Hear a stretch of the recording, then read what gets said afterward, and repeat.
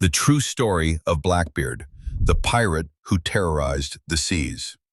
In the early 1700s, during what became known as the Golden Age of Piracy, one man's name spread fear across the Atlantic Ocean like wildfire. That man was Blackbeard. But despite the legends, the smoke, and the terrifying stories, the real Blackbeard was even more fascinating than the myths. His real name was most likely Edward Teach, though some records spell it Thatch. Historians believe he was born around 1680 in Bristol, England. Very little is known about his early life, but many experts believe he served as a privateer during Queen Anne's War. Privateers were basically government-approved pirates who attacked enemy ships during wartime. But when the war ended, many sailors suddenly found themselves unemployed. Some became merchants, others became pirates, and Edward Teach became Blackbeard. By 1717, Blackbeard had joined the crew of the famous pirate captain Benjamin Hornigold in the Caribbean. Hornigold quickly recognized that Teach was intelligent, fearless, and unusually strategic. Before long, Blackbeard was given command of his own ship. Then came the moment that made him infamous. In November of 1717, Blackbeard captured a large French slave ship called La Concorde. He transformed it into a heavily armed pirate warship and renamed it Queen Anne's Revenge.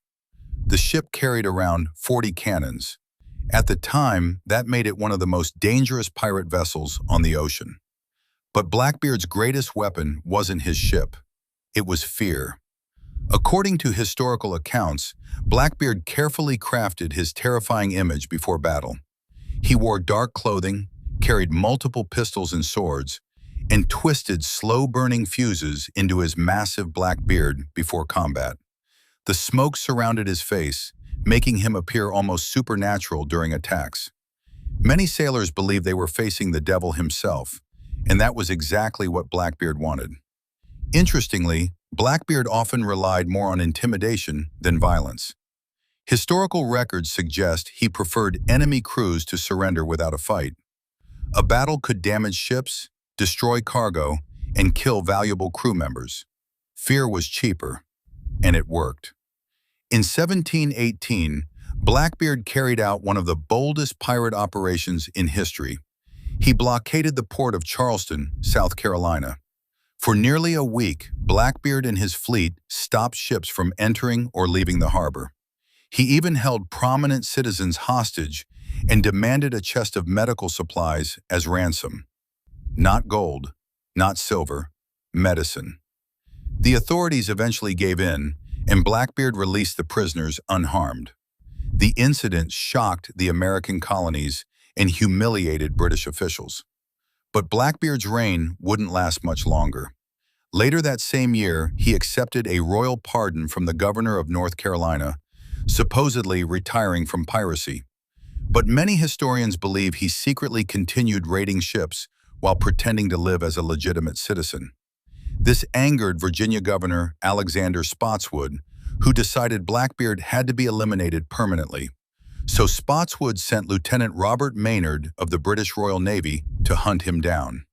On November 22, 1718, Maynard finally cornered Blackbeard near Ocracoke Island off the coast of North Carolina. The final battle was brutal.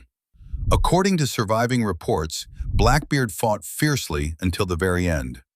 Witnesses claimed he was shot 5 times and cut with more than 20 sword wounds before finally collapsing. After killing him, Maynard cut off Blackbeard's head and hung it from his ship as proof of victory. And then, the legends truly began. Stories spread that Blackbeard's headless body swam around the ship several times before sinking beneath the waves. Of course, there's no evidence that actually happened. But centuries later, Blackbeard remains one of the most recognizable pirates in history. Not because he buried treasure, not because he conquered nations, but because he understood something few people did at the time. Fear could be more powerful than force. And for a brief moment in history, Blackbeard turned terror itself into a weapon.